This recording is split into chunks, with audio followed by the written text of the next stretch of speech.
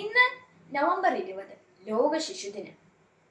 കുട്ടികളുടെ അവകാശ പ്രഖ്യാപന ദിനത്തിന്റെ സ്മരണയ്ക്കായി യുഎൻ ജനറൽ അസംബ്ലി 1989 നവംബർ 20 മുതൽ ലോക ശിശുദിനമായി ആചരിച്ചു തുടങ്ങി.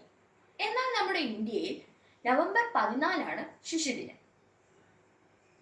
കാരണം 78 വർഷങ്ങൾക്ക് മുമ്പുള്ള ഒരു അർദ്ധരാത്രിയിൽ ഇന്ത്യയെ സ്വാതന്ത്ര്യത്തിലേക്ക് വിളിച്ചുണർത്തിയ സ്വതന്ത്ര ഇന്ത്യയുടെ പ്രഥമ പ്രധാനമന്ത്രിയായിരുന്ന പണ്ഡിറ്റ് ജവഹർലാൽ നെഹ്റുവിന്റെ ജന്മവാർഷികമാണെന്ന്. മുതിർന്നവർക്കായി സമയം കണ്ടെത്താൻ ചിലപ്പോൾ എനിക്ക് കഴിഞ്ഞെന്ന് വരില്ല. പക്ഷേ കുട്ടികൾക്കായി എത്ര സമയം വേണമെങ്കിലും മാറ്റിവെക്കാൻ ഞാൻ തയ്യാറാണ് എന്ന് പറഞ്ഞ കുട്ടികളുടെ സ്വന്തം ചാച്ചാജിയുടെ ജന്മദിനം.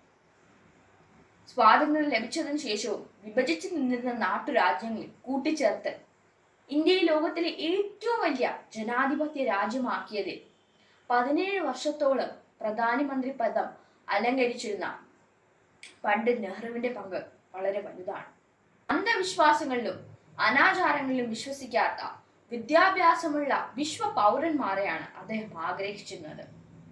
IIT, IIM, എയിംസ് പോലുള്ള വിദ്യാഭ്യാസ സ്ഥാപനങ്ങളുടെ അടിത്തറ പാകിയത് അദ്ദേഹമാണ്. ഇന്നത്തെ കുട്ടികളാണ് നാളത്തെ ഇന്ത്യ രൂപീകരിക്കുന്നതെന്ന് അദ്ദേഹം വിശ്വസിച്ചിരുന്നു.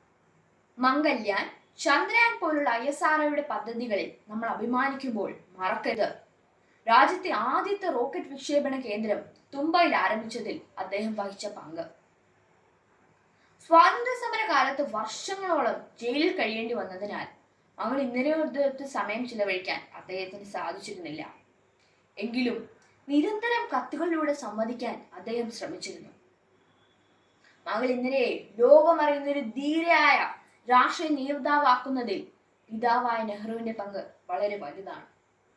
എന്നാൽ ഇന്നോ മാതാപിതാക്കൾ ഫേസ്ബുക്കിലും വാട്സാപ്പിലും സ്റ്റാറ്റസ് ഇടുന്ന തിരക്കിലാണ്.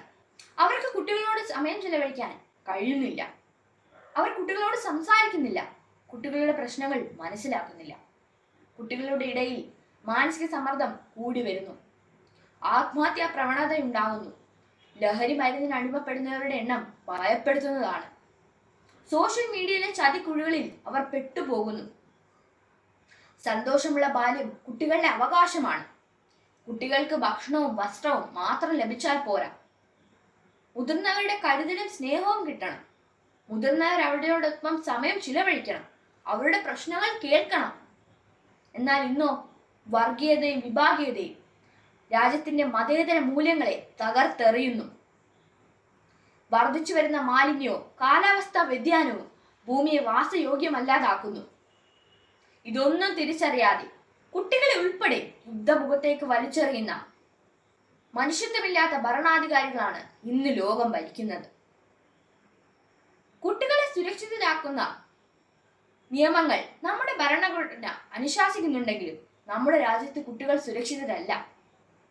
പണ്ഡിറ്റ് നെഹ്റുവിനെ പോലുള്ള ഒരു ഭരണാധികാരിയുടെ അഭാവം നികത്താനാകാത്തതാണ്. രാജ്യത്തിന്റെ ജനസംഖ്യയുടെ 1/3 കുട്ടികളുള്ള നമ്മുടെ രാജ്യത്ത് കുട്ടികളുടെ പ്രശ്നങ്ങൾ പരിഹരിക്കേണ്ടത് തന്നെയാണ്. ഇന്നത്തെ കുട്ടികളാണ് നാളത്തെ ഇന്ത്യ രൂപീകരിക്കുന്നതെന്ന പണ്ഡിറ്റ് നെഹ്റുവിന്റെ വാക്കുകൾ ഒന്നുകൂടി ഓർമ്മിപ്പിച്ചുകൊണ്ട് ഞാൻ എൻ്റെ വാക്കുകൾ ഉപസംഹരിക്കുന്നു. എല്ലാവർക്കും ശിശുദിന ആശംസകൾ. നന്ദി, നമസ്കാരം.